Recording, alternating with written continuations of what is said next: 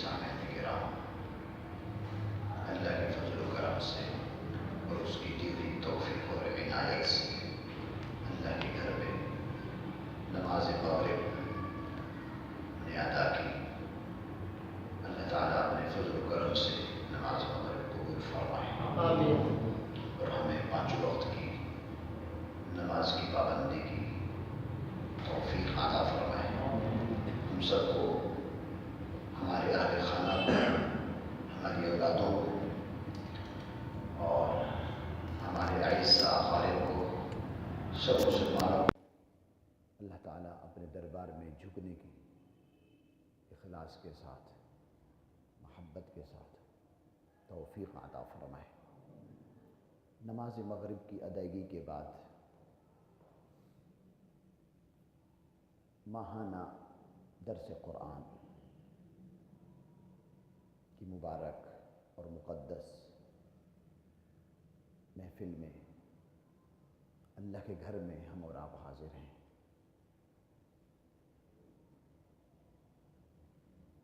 گزشتہ اتوار کو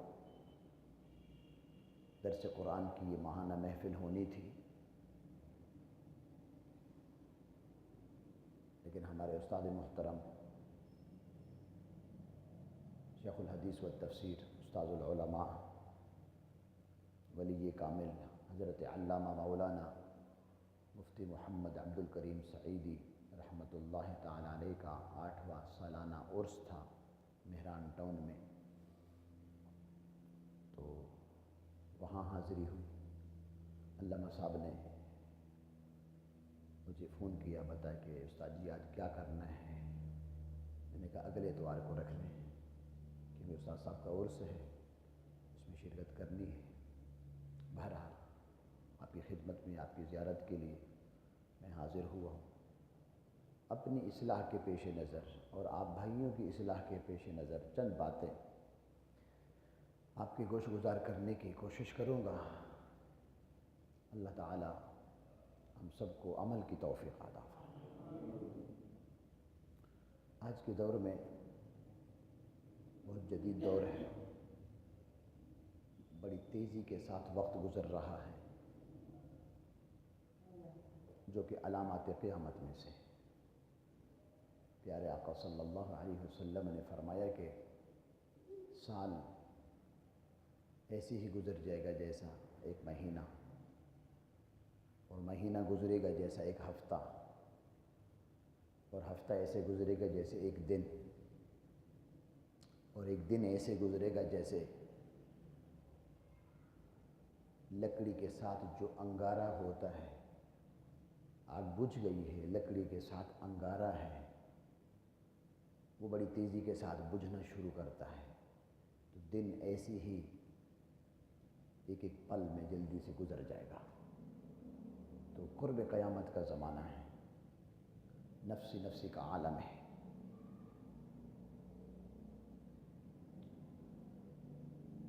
اللہ تعالی ہم سب کے ایمان کو سلامت رکھے، ہمیں دین پر استقامت دے۔ بعض و نصیحت کا یہ سلسلہ حالات جس کا تقاضا کر رہے ہیں، درس قرآن، درس حدیث،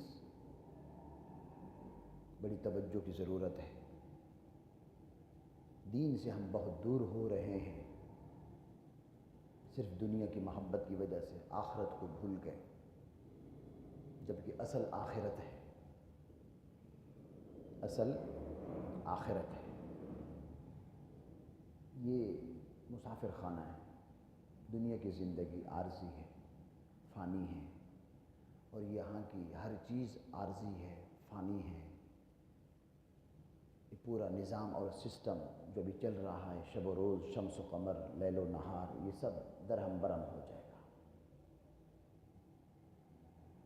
انسان اپنے اصل وطن کی طرف پہنچے گا۔ یہ مسافر خانہ ہے۔ ایک بزرگ کی بات مجھے یاد آئی، بزرگ تھے، صاحب نظر تھے، چلتے چلتے کسی گھر میں آپ چلے گئے،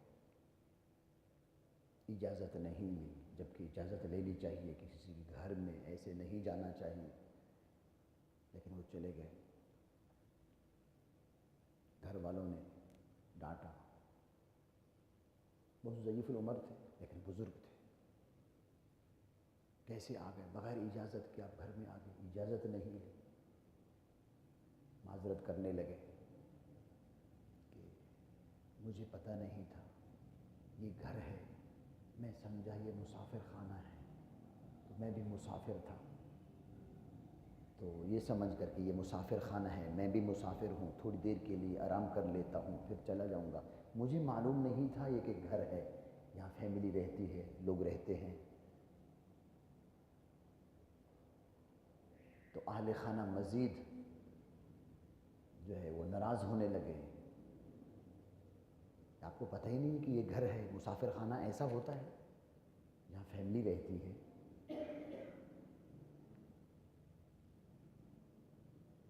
پوچھنے لگے، اچھا میرا بیٹا یہ بتاؤ کتنا عرصہ ہو گیا آپ کو یہاں رہتے ہوئے؟ تم نے بتایا 5 سال، 10 سال، 12 سال۔ اس سے پہلے کون رہتے تھے؟ میرے والد صاحب رہتے تھے، والد صاحب کی وراثت میں یہ مجھے مکان ملا ہے۔ تو والد صاحب کہاں چلے گئے؟ والد صاحب چھوڑ کے چلے گئے، دنیا سے چلے گئے، انتقال ہو گیا ان کا۔ اچھا، آپ کے والد سے پہلے کون رہتے تھے؟ کہا میرے دادا۔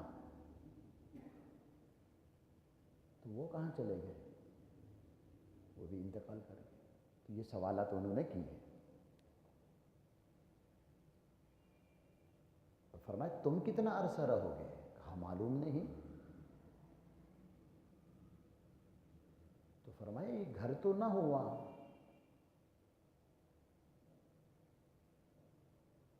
تو مسافر خانہ ہے، جیسے کوئی مسافر دوران سفر تھوڑی دیر کے لیے وقت گزارتا ہے اور اس کے بعد چل دیتا ہے، کوئی دوسرا آتا ہے وہ بھی اپنا وقت گزار کے چلا جاتا ہے، اسی کو مسافر خانہ کہتے ہیں۔ دادا اے وہ چلے گئے، ابا اے وہ چلے گئے، تم بھی کہہ رہے تمہیں بھی جانا ہے، تو جہاں ٹھہرنا نہ ہو، جہاں رہنا نہ ہو، تو وہ گھر تو نہیں کہا جا سکتا اس کو، وہ تو مسافر خانہ ہے۔ گھر تو حقیقت میں وہ ہے جس میں انسان ہمیشہ رہتا ہے۔ تو وہ قدموں میں گر گئے۔ یہ سب بات ان کو سمجھانی تھی، میسج دینا تھا، اصلاح کرنی تھی، نصیحت کرنی تھی، تو کر گزرے۔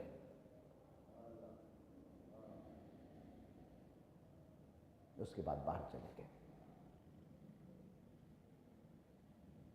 بزرگوں کے اپنے معاملات ہوتے ہیں۔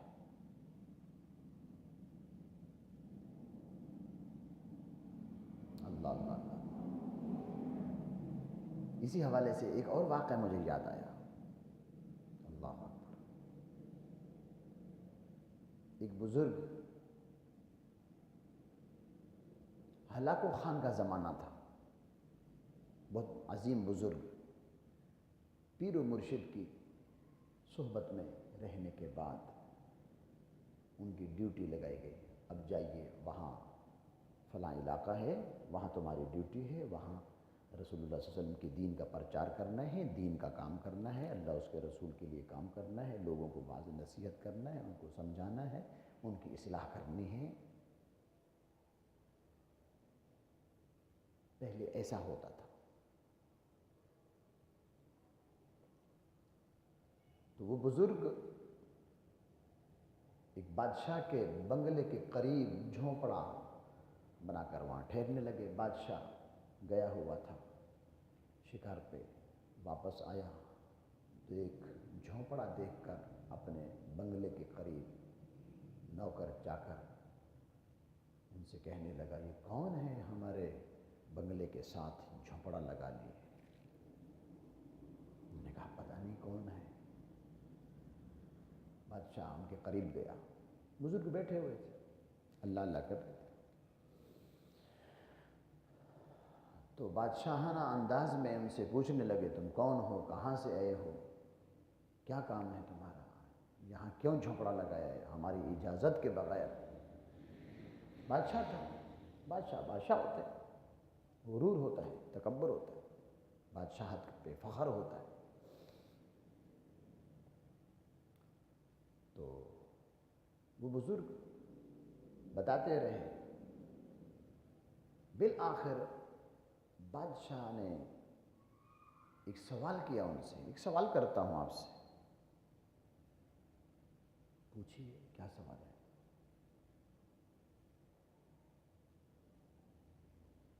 کہنے لگا، یہ بتاؤ، سفید ریش تھے وہ بزرگ، سفید ریش تھے، یہ بتاؤ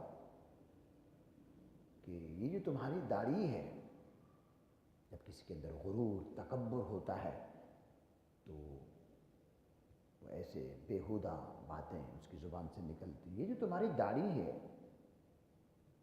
یہ بتاؤ یہ تمہاری داڑھی اچھی ہے یا میرے کتے کی دم اچھی ہے؟ کفر کلمہ، تکبر، غرور، دل کو ہلا دینے والی بات۔ کہاں داڑھی رسول اللہ صلی اللہ علیہ وسلم کی سنت اور کہاں ناپاک مخلوق اس کے ساتھ تشبیہ دے رہا ہے۔ لیکن بزرگوں کا اپنا ایک انداز ہوتا ہے۔ فوراً جواب میں ارشاد فرمایا، بادشاہ بات یہ ہے، تم نے مجھ سے سوال کیا ہے تو اس کا جواب سنو۔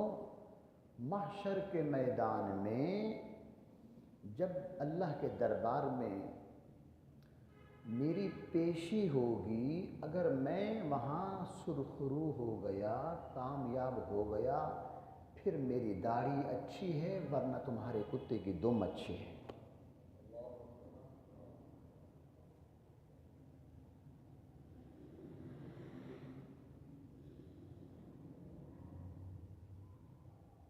بس ان کا یہ کہنا تھا اور بادشاہ کے دل پہ یہ بات لگی، چوٹ لگی، اس کی کلک کر گئے تو فوراً بادشاہ کے دل کی دنیا بدل گئی، قدموں میں گر گئی۔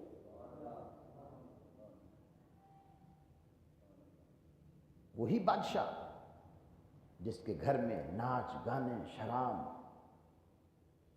محفلیں اس قسم کی شیطانی قسم کی یہ سب باتیں ہوتی تھیں، اب اس نے توبہ کی اور اس کے جتنے نوکر چاکر تھے سب نے توبہ کی۔ اب جھونپڑا تو ہو گیا ختم، اب بادشاہ کے گھر سے، اس کے بنگلے سے دین اسلام کی تبلیغ اور دعوت کا سلسلہ شروع ہو گیا۔ تو بات یہ ہے، اصل ہے آخرت۔ آخرت کی طرف بندہ توجہ کرے۔ ہم یہاں سب مسافر ہیں،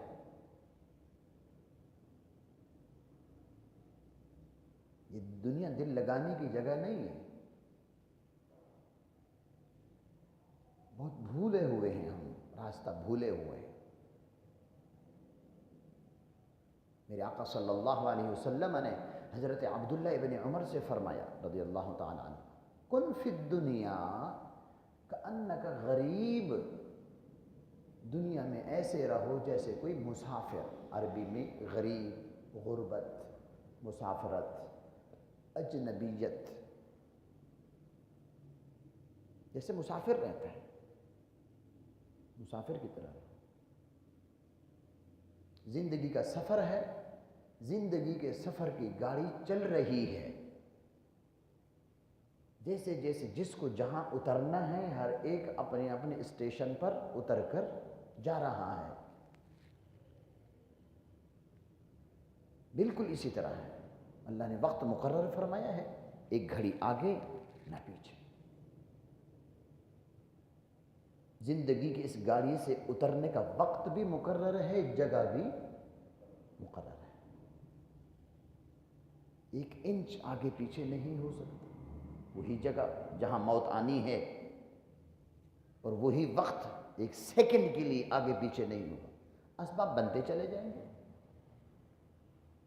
اسباب کچھ بھی ہوں، کوئی بیمار ہو گیا، کسی کا ایکسیڈنٹ ہو گیا، کوئی کس حالت میں گیا، جانا ہے۔ اللہ اکبر۔ حضور پر نور صلی اللہ علیہ وسلم نے ارشاد فرمایا کہ قبر تم میں سے ہر ایک کو، یعنی اے انسانوں، تم میں سے ہر ایک کو، ہر انسان کو قبر روزانہ خطاب کرتی ہے، بولتی ہے، بات کرتی ہے۔ قبر سے مراد وہ جگہ جہاں جس انسان کو دفن ہونا ہے، وہ جگہ وہ پکارتی ہے، زمین کا وہ حصہ وہ پکارتا ہے، بولتا ہے، بات کرتا ہے۔ اللہ اکبر، کیا بات کرتا ہے قبر، کیا بولتی ہے؟ ایک تو جب کی بات ہے جب بندہ قبر میں جائے، ابھی قبر میں نہیں گیا، جہاں اس کو جانا ہے وہی جگہ روزانہ بندے سے خطاب کرتی ہے، بولتی ہے اور کہتی ہے انا بیت الغربہ، میں تنہائی کا گھر ہوں۔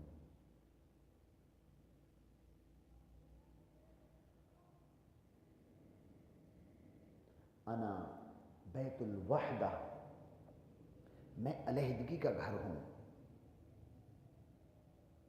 اجنبیت کا گھر ہوں، قبر کہتی ہے۔ دیکھو یہ بہت ہائی لیول کی بات ہے۔ قبر کہتی ہے، زمین بولتی ہے۔ ہم تو قبرستان بھی چلے جائیں جب بھی کہیں سے آواز نہیں آتی،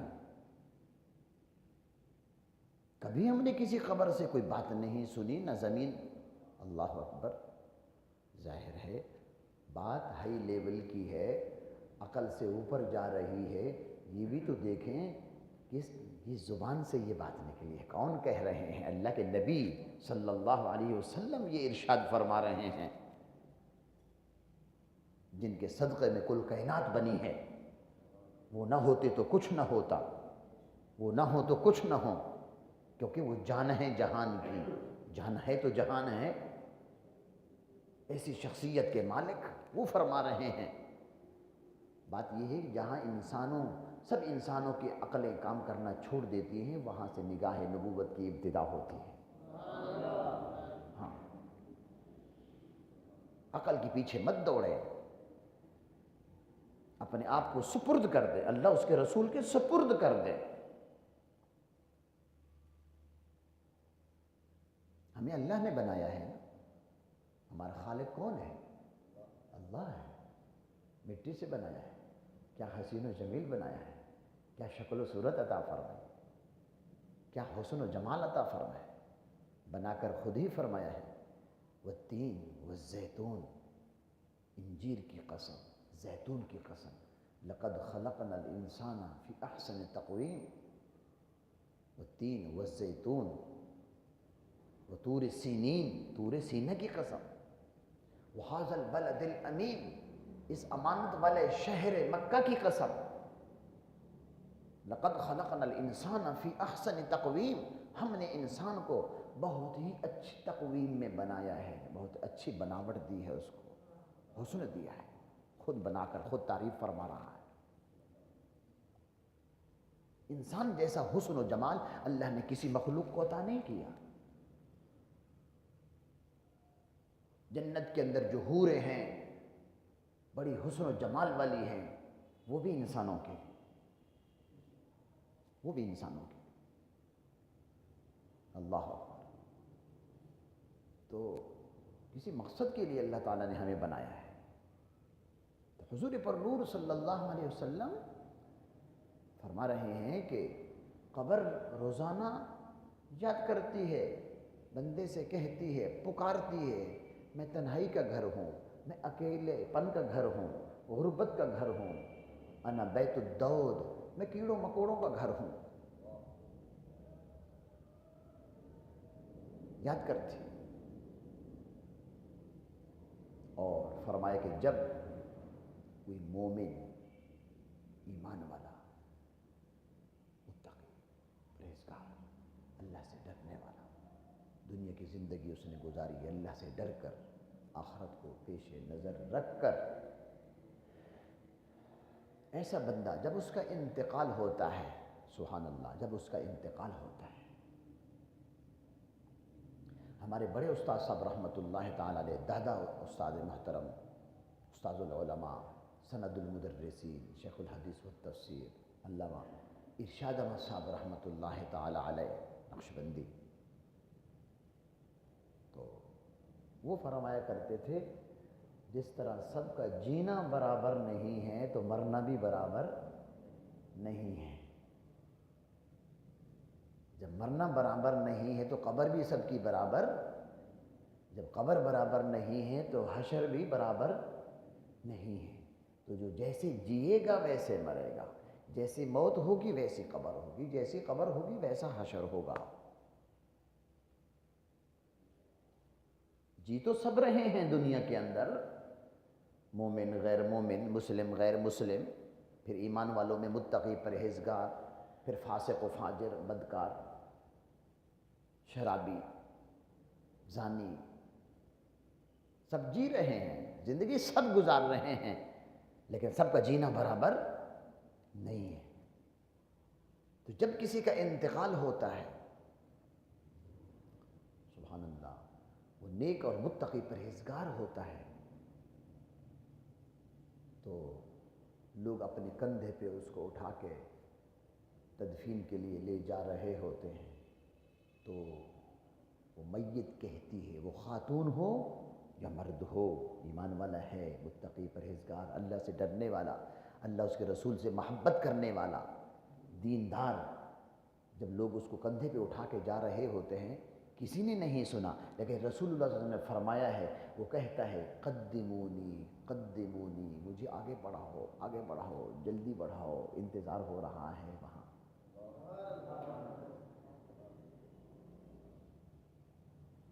یہ وہ باتیں ہیں جہاں عقل کی پہنچ نہیں، ہم نے کبھی نہیں سنا، لیکن فرمایا وہ میت کہہ رہی ہوتی ہے، جس کو ہم مردہ کہہ رہے ہوتے ہیں کہ روح پرواز کر گئی ہے، فرمایا وہ بول رہی ہوتی ہے، وہ کہہ رہی ہوتی ہے، جلدی کرو، تاخیر نہ کرو۔ اور جب اس میت کو اتارا جاتا ہے، قبر میں اتارا جاتا ہے، تو قبر بند کر دی جاتی۔ دیکھو کتنی عبرت کی بات ہے کہ جب تم اپنے کسی مسلمان بھائی کو، بہن کو قبر میں جب دفناتے ہو، تو اب مٹی ڈالنے کی بات آئی ہے، تو پڑھا کرو، پہلی مٹھی جیسے ہی ڈالی تو کہو منہا خلقناکم، سورۃ طٰہٰ 16واں پارہ، یعنی وہاں سنت ہے یہ کہنا، ایک مٹھی اٹھا کے ڈال رہے ہیں، آپ نے بھی دیکھا ہوگا، شرکت ہوئی ہوگی، لوگ مٹی ڈال رہے ہوتے، یہ سنت ہے، لیکن اس وقت 3 مٹھی ڈالنا ہر ایک کو سنت ہے، تو کیا کہنا چاہیے اس وقت؟ فرمایا کہو منہا خلقناکم۔ اللہ تعالیٰ خود بندے سے اقرار کرواتا ہے، کہلواتا ہے، ہم نے تمہیں اس مٹی سے بنایا، منہا خلقناکم، کہو، اللہ کی قدرت کا اقرار کرو، منہا خلقناکم، اللہ فرما رہا ہے ہم نے تمہیں اس مٹی سے پیدا فرمایا، تم بھی اپنی زبان سے کہو کہ ہاں ہاں اے اللہ، تو نے سچ فرمایا ہے کہ تو نے ہمیں اس مٹی سے بنایا ہے۔ جو مٹی ہم اٹھا کر اپنے بھائی پہ یا اپنے بہن کے قبر پہ ڈال رہے ہیں، پہلی مٹھی، اس وقت اپنی زبان سے یہ کہو منہا خلقناکم، کہو، ہماری قدرت کا اظہار کرو اور یاد کرو، اسی مٹی سے ہم نے تمہیں بنایا ہے۔ پھر دوسری مٹھی مٹی کی اٹھا کے پھر ڈالی، پھر کہو وَفِيهَا نُعِيدُكُمْ، جس مٹی سے ہم نے تمہیں بنایا ہے اسی مٹی میں دوبارہ تمہیں عود کریں گے، تو لوٹائیں گے، اسی میں آنا ہے، اس مٹی سے بنایا ہے تو اسی مٹی میں آنا ہے۔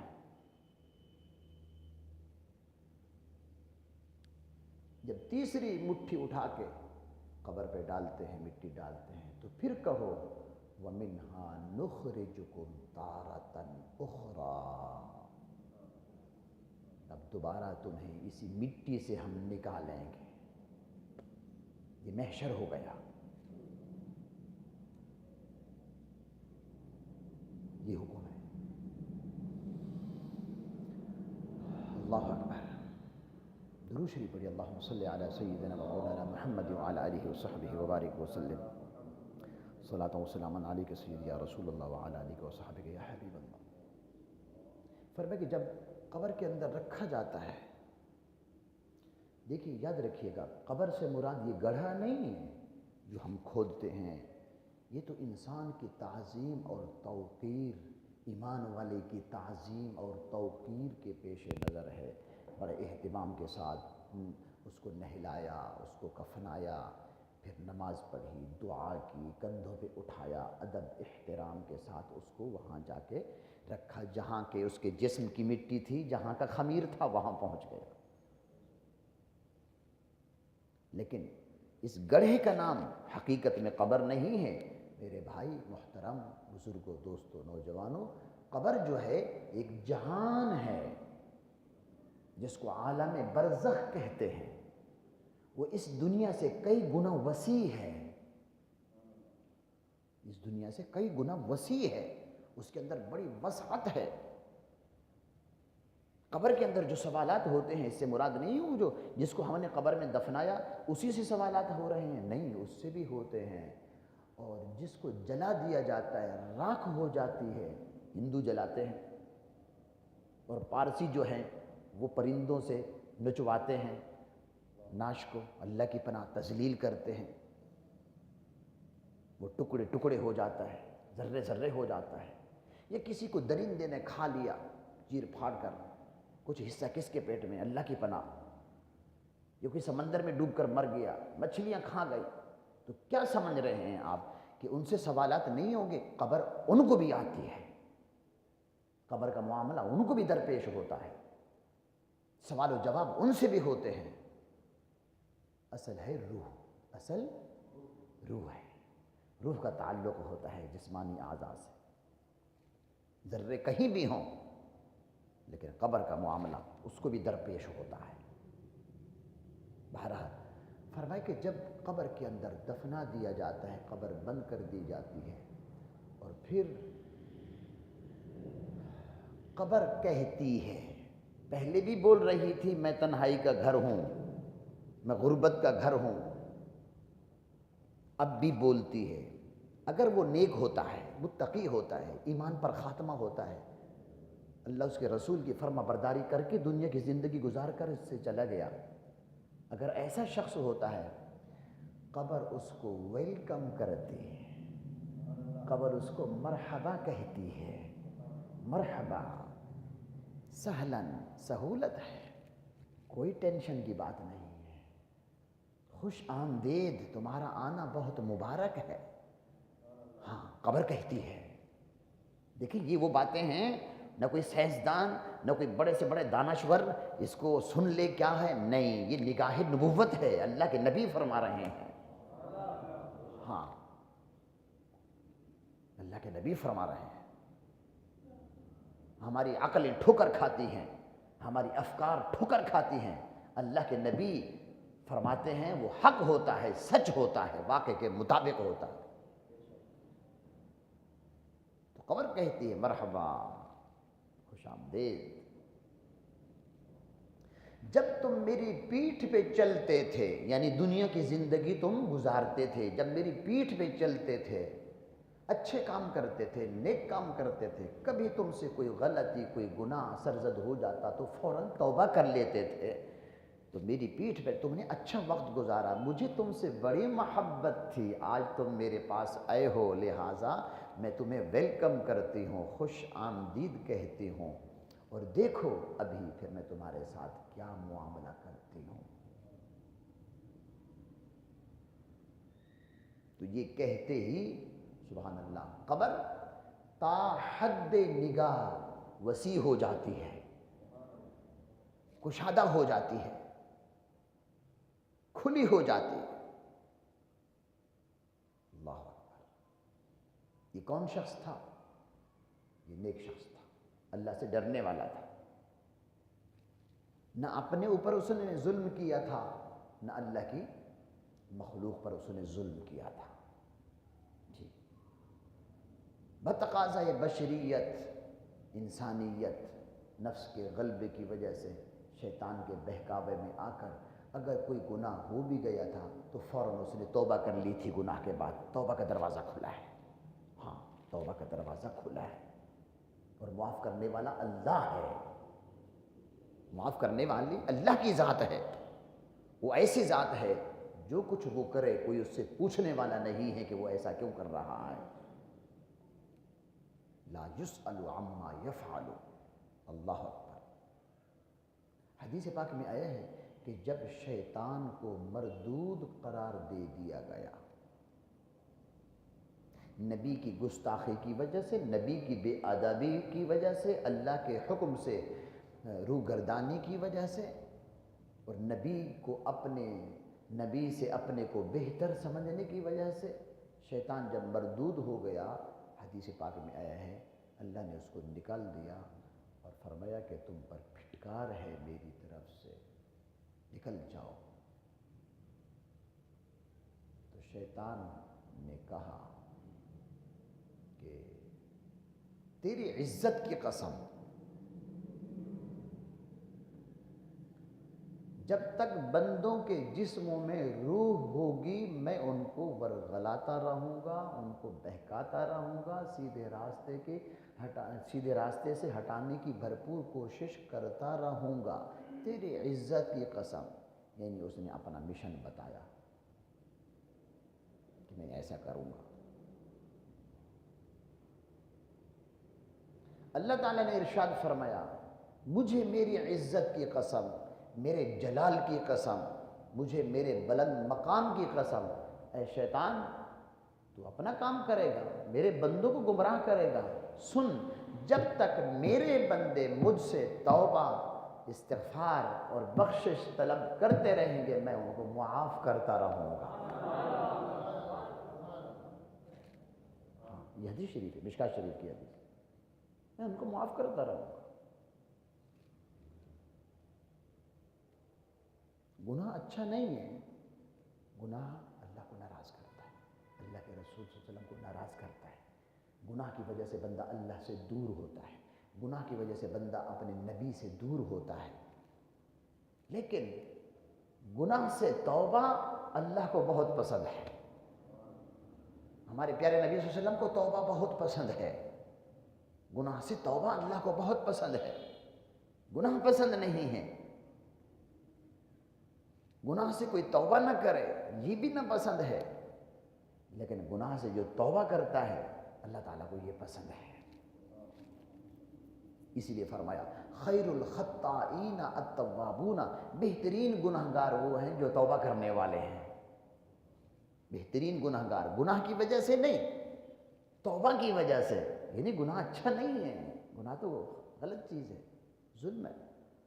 اللہ تو یہ فرمایا ہے۔ تو بات یہ ہے کہ انسان خطا کا پتلا ہو جاتی ہے تو توبہ کرتے رہنا چاہیے سچے دل سے۔ پھر بھی اس کے بعد اگر انسان سے گناہ سرزد ہو جائے، حالات کی وجہ سے، نفس کی سرکشی کی وجہ سے، شیطان کے بہکاوے میں آ گیا، گناہ سرزد ہو گیا، پھر سچے دل سے توبہ کر لے، توبہ سچی کرے۔ دن کے اندر اگر 70 بار بھی توبہ کرے گا تو اللہ تعالیٰ اس کی توبہ کو قبول فرمائے گا، توبہ کو قبول فرمائے گا۔ تو قبر اس بندے کو مرحبا کہتی ہے جو اچھا ہوتا ہے، نیک ہوتا ہے، متقی ہوتا ہے، توبہ استغفار کے ساتھ زندگی گزارتا ہے، اپنے آپ کو بھی ظلم سے بچاتا ہے اور اللہ کے مخلوق کو سے بھی ظلم کو دور رکھتا ہے۔ سبحان اللہ، کیا حدیث قدسی ہے۔ اللہ تعالیٰ جل جلالہ عم نوالہ نے ارشاد فرمایا، یا عبادی، اے میرے بندو، حرمت الظلم علی نفسی، دیکھو میں نے اپنی ذات پر ظلم کو حرام کر دیا ہے۔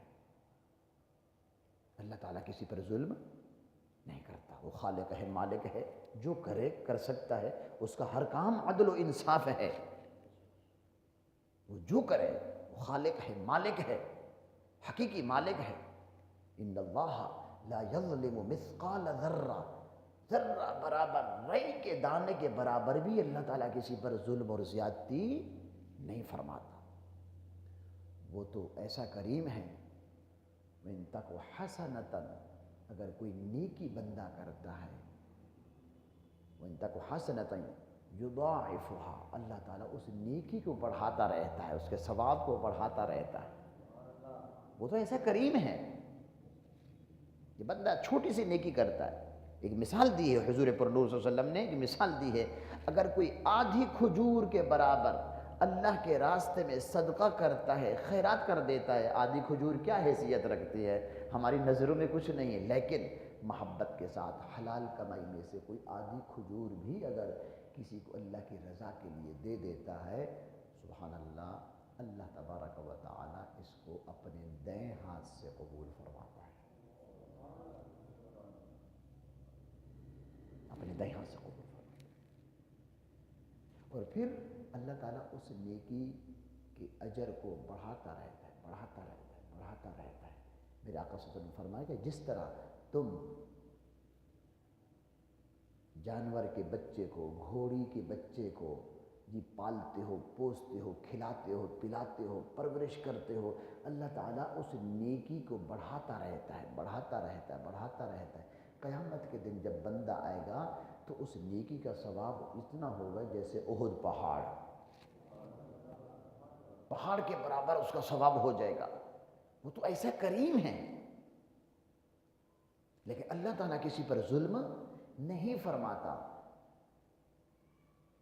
فرمایا یا عبادی، اے میرے بندو، حرمت الظلم علی نفسی، میں نے ظلم کو اپنی ذات پر حرام کر دیا ہے، وجعلتہ بینکم محرما، اور میں نے اس ظلم کو تمہارے درمیان حرام قرار دے دیا ہے، فلا تظالموا، تم ایک دوسرے پہ ظلم نہ کرنا۔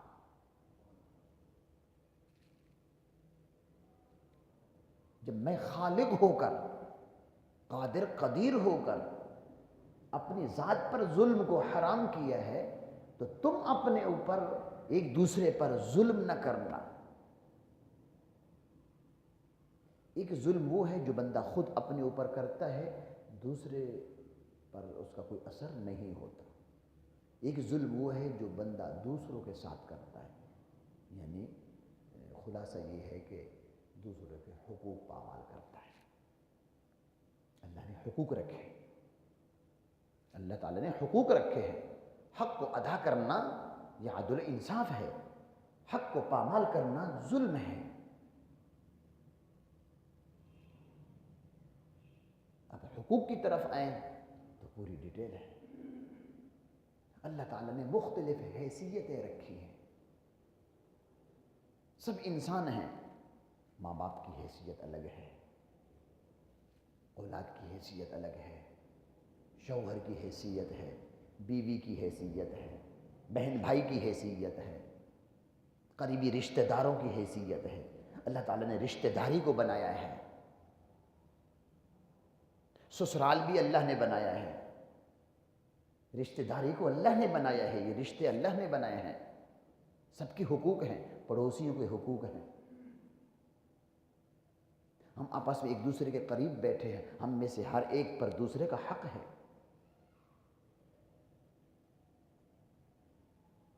تو اگر کوئی کسی کا حق پامال کرتا ہے تو یہ ظلم ہے۔ حقوق رکھے گئے ہیں، ان کو ادا کیا جائے۔ انسان اپنے ساتھ بھی ظلم نہ کرے اور دوسرے پر بھی ظلم نہ کرے، حقوق ادا کرتا ہے۔ کیسی پیاری مثال اللہ تعالیٰ نے دی، میں نے اپنے اوپر ظلم حرام کر دیا ہے، میں خالق ہوں، مالک ہوں، اے میرے بندو تمہارے درمیان میں بھی اس کو حرام قرار دے دیا ہے۔ اور ظلم پر کسی کی مدد نہ کرنا، ہاں، ظلم پر کسی کی مدد نہ کرنا، وہ تمہارا کتنا قریبی کیوں نہ ہو، کتنا دوست کیوں نہ ہو، وہ والدین ہی کیوں نہ ہو، وہ اولاد ہی کیوں نہ ہو، وہ شوہر اور بیوی کا معاملہ کیوں نہ ہو، تمہارا کتنا گہرا دوست کیوں نہ ہو، ظلم پر مدد نہیں کرنا۔ وَلَا تَعَاوَنُوا عَلَى الْإِثْمِ وَالْعُدْوَانِ، گناہ اور ظلم پر مدد نہ کرنا۔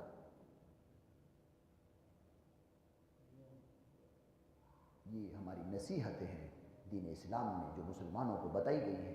ہمارا پورا نظام ہے، ہمارا پورا سسٹم ہے، بدائش سے لے کر قبر تک، نہ صرف قبر تک، قبر میں جانے کے بعد، نہ صرف قبر میں جانے کے بعد بلکہ قبر سے اٹھنے اور حشر تک پورا ہمارا نظام ہے، پورا سسٹم ہے۔ قرآن اسی لیے تو اترا ہے۔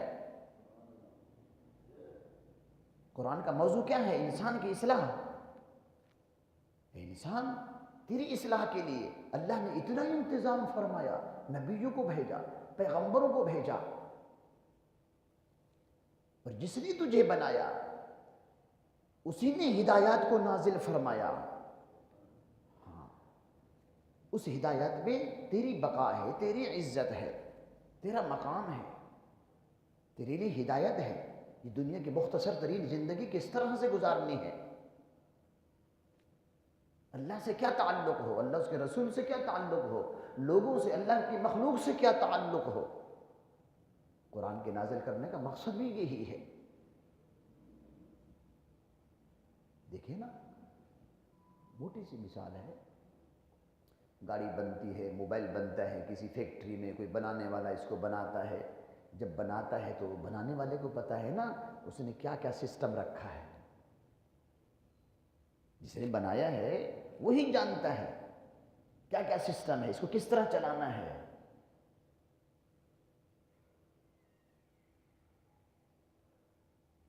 کوئی بھی چیز ہے فیکٹری میں بنی ہے تو اس کے ساتھ ایک کتابچہ بھی آتا ہے، اس میں ہدایات ہوتی ہے۔ وہ کون دیتا ہے؟ وہ کتابچہ کون تیار کرتا ہے؟ جس نے وہ چیز، جس کمپنی نے وہ چیز بنائی ہے۔ اس کتابچے میں کیا ہوتا ہے؟ ہدایات ہوتی ہیں، ایڈوائز ہوتے ہیں، کس چیز سے متعلق؟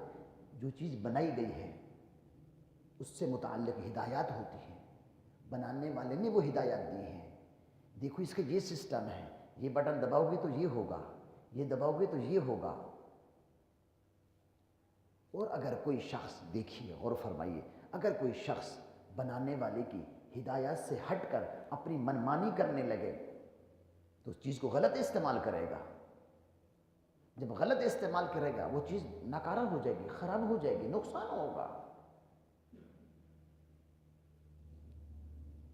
بیکار ہو جائے گی، خسارہ ہوگا۔ لہذا جیسے بنانے والے نے بنایا ہے، اس بنانے والے نے اس کو استعمال کرنے، اس سے فائدہ حاصل کرنے کا طریقہ بھی بتایا ہے۔ ہمیں اللہ نے بنایا ہے۔ ہماری طبیعت، ہمارا مزاج، ہماری سوچ، ہماری عقل، ہمارا فہم، ہماری افکار، ہمارا ظاہر، ہمارا باطن، ہمارا دل اللہ نے بنایا ہے۔ اللہ نے بنایا ہے تو بنانے والے نے قرآن نازل فرمایا ہے، ہدایات دی ہیں۔ صرف ہدایات بھی نہیں دی، انبیاء کرام علیہ السلام کو بھیجا ہے، پریکٹیکل کر کے دکھایا ہے کہ اللہ سے کیسا تعلق ہونا چاہیے، اللہ کی مخلوق سے کیسا تعلق ہونا چاہیے۔ یہ صبر ہے، یہ شکر ہے، یہ اس نظام کے فنکشن ہیں، سسٹم ہے۔ اسی کو اسوہ حسنہ کہتے ہیں، رسول اللہ صلی اللہ علیہ وسلم کا اسوہ حسنہ، آپ کی سیرت مبارک، آپ کا خلق عظیم۔ ام المؤمنین عائشہ صدیقہ رضی اللہ تعالی عنہا سے جب کسی نے رسول اللہ صلی اللہ علیہ وسلم کے اخلاق کریمہ کے بارے میں پوچھا تو آپ نے فرمایا، تم نے قرآن نہیں پڑھا، میرے آقا کا اخلاق پوچھتے ہو، قرآن ہی ان کا خلق عظیم ہے۔ قرآن پر عمل تھا، قرآن پر عمل تھا۔ تو میرے بھائی محترم، جو باتیں کی ہیں، بے ترتیبی باتیں کی ہیں، لیکن حالات حاضرہ کے مطابق باتیں کی ہیں، اپنی اصلاح کے پیش نظر، آپ بھائیوں کی اصلاح کے پیش نظر۔ اصل آخرت ہے میرے بھائی، وہاں سب کو جانا ہے، وہاں کے لیے سوچو کل کیا ہوگا، اس کل کو بھول جائیے، وہ جو فیوچر ہے آخرت کا ہمارے نزدیک، مسلمانوں کے نزدیک کل وہ ہے، مسلمانوں کا مستقبل وہ ہے۔ اس کل کی فکر نہ کریں، بلکہ میں اتنا کہوں گا، اس کل کی جتنی ہم فکر کر رہے ہیں، کل کیا کرنا ہے، اس کے بعد کیا کرنا ہے، پلاننگ کرتے ہیں، اس کی بنسبت ہمیں اس کل کی فکر کرنی چاہیے جس کل کے بارے میں رب العالمین نے توجہ دلائی ہے۔ یا ایھا الذین آمنوا اتقوا اللہ، اے ایمان والو اللہ سے ڈرو۔ یہ بنیاد آ گئی، اللہ کا ڈر۔ کوئی دیکھے یا نہ دیکھے، میرا مالک دیکھ رہا ہے، کسی کو معلوم ہو یا نہ ہو، خلوت میں ہے، جلوت میں ہے، مسجد میں ہے، مسجد سے باہر ہے، گھر میں ہے، بند کوٹھڑی میں ہے، کہیں بھی ہے، پہاڑوں میں ہے، غاروں میں ہے، صحراؤں میں ہے، بڑی مجلس میں ہے، کہیں بھی ہے، کوئی دیکھے یا نہ دیکھے، میرا بنانے والا، میرا رب، میرا مالک مجھے دیکھ رہا ہے۔ وہ میرے ظاہر کو بھی دیکھ رہا ہے، میرے باطن کو بھی دیکھ رہا ہے، میرے دل سے بھی باخبر ہے، وَإِنَّهُ عَلِيمٌ بِذَاتِ الصُّدُورِ ہے۔ اللہ سے ڈرو۔ وَلْتَنظُرْ نَفْسٌ، ہر نفس، ہر ذی روح، ہر انسان، اس کو چاہیے وہ نظر کرے، غور کرے، دیکھے، سوچے، ما قدمت لغد، اس نے اپنے فیوچر کے لیے آگے کیا بھیجا ہے۔ کتنی بڑی فکر ہے، کتنی بڑی نصیحت ہے۔ مسافروں کو یہاں رہنا نہیں ہے، جو منزل ہے وہاں بھیجا کیا ہے، کیا بھیجا ہے، دیکھتے رہے۔ جو بھیجا ہے وہ ملے گا، اچھا بھیجا ہے تو اچھا ملے گا، ہاں، اور اگر غلط بھیجا ہے تو وہی ملے گا۔ جو بھی بھیجا ہے تو دیکھ لو، بھیجنے سے پہلے دیکھ لو بھیج کیا رہے ہو، کچھ بھیجا ہے یا نہیں بھیجا، آگے پہنچایا ہے یا نہیں پہنچایا۔ یہ ریکارڈ تیار کرنے کے لیے بیٹھے ہوئے ہیں، سن رہے ہیں، دیکھ رہے ہیں، کرامن کاتبین، سب تیار ہو رہا ہے، ہماری کتاب زندگی تیار ہو رہی ہے۔ کس طرح سے ہم نے زندگی گزاری، محشر کے میدان میں کہہ دیا جائے گا، اقرأ